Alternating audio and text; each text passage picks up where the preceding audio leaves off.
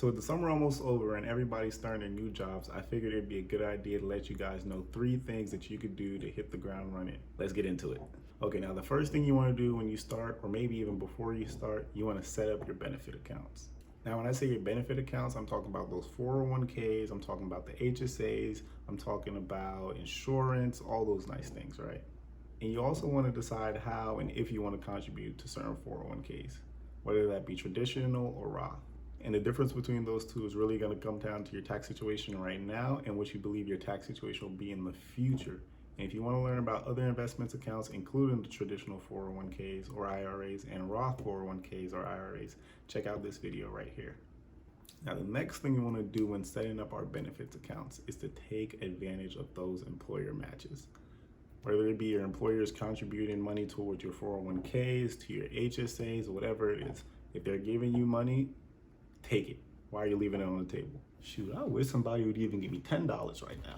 Pay for my gas. Now, the next thing you want to do is set up your health insurance. If you're under the age of 26, you may or may not need to do this. And I say may or may not because it will depend on the person. If you can stay on your parents' insurance, why not? Now, if you're not sure if you have any of these things, whether it be a 401k, if you are eligible for an HSA and all these things, just contact your employer, find out more, and you can go from there. Now, this isn't necessarily something that I wasn't aware of when I first started, but I think a lot of people are expecting a different number than what they actually get when that first or second paycheck comes in. You need to understand your gross pay is not your net pay. You see, Uncle Sam is always gonna come for his share, always, undoubtedly.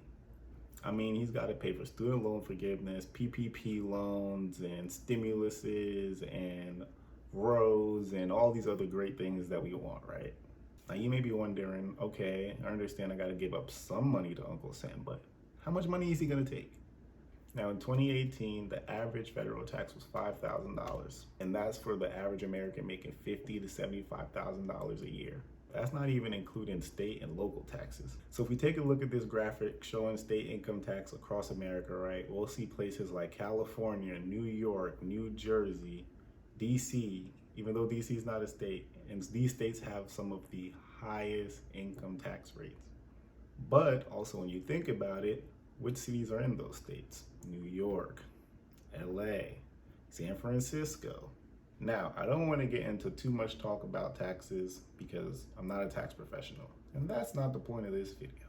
But to give you a general overview of how much you'll be making each check the link in the description, smartasset.com. They have a paycheck calculator that will be able to tell you how much taxes will come out and what your take home, aka net pay, will be. Now, I said we weren't going to go into taxes too much. I know, I literally said that like 2 seconds ago, but it's sad to say. Taxes just affect everything. Now, this may come as a surprise to you, but your sign-on bonus, sad to say, it's not going to be the number that you thought it was going to be. I know a lot of this seems to just be smoke and mirrors. It's not real. It's not real. We're living in a matrix. Depending on your state, Uncle Sam and his brother, Uncle Jimmy, whatever the state income tax name is, he's going to be taking a minimum of 22% up to 40% of that sign-on bonus. Or any bonus, matter of fact, whether that be sign-on bonus, relocations, incentive bonuses, any bonus, any lump sum cash like that. So that $10,000 bonus with relocation assistance and all these nice things that they were telling you were gonna get, it's really more like 6 to 7.5K. I know, robbery. Police! Help! Police! Look, don't come at me, I'm just a messenger. Take your frustration out in the comments below. And now I just delivered the bad news, but I'm not just here to give you bad news. I'm here to give you a solution. How do we fix this? Well, what we could do is we could ask our employer to gross up our bonus. Now, what that means is your employer is gonna pay the taxes for you up front.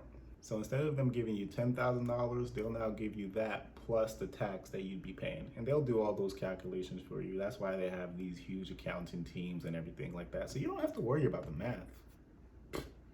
Okay, with all that said, what have we learned today? What are the takeaways? Well, 1, taxes affect everything. 2, we need to take advantage of those benefits accounts and the free cash that's coming towards us. or free. Taxes affecting everything, our actual pay is going to be a lot lower than that pay that was on that contract that you signed when you signed up with your employer. Uncle Sam is always going to come knocking, right? Next, our bonuses are taxed just as much, if not more, than our regular pay. And with that being said, we need to gross up as much as possible to make sure that we get the full amount, the actual amount that we agreed on for those bonuses. Now, I know this isn't everything. If I forgot something, drop it in the comments below so that we can all learn from it. And if you want some more content like this, subscribe. And if you enjoyed the video, hit that like button.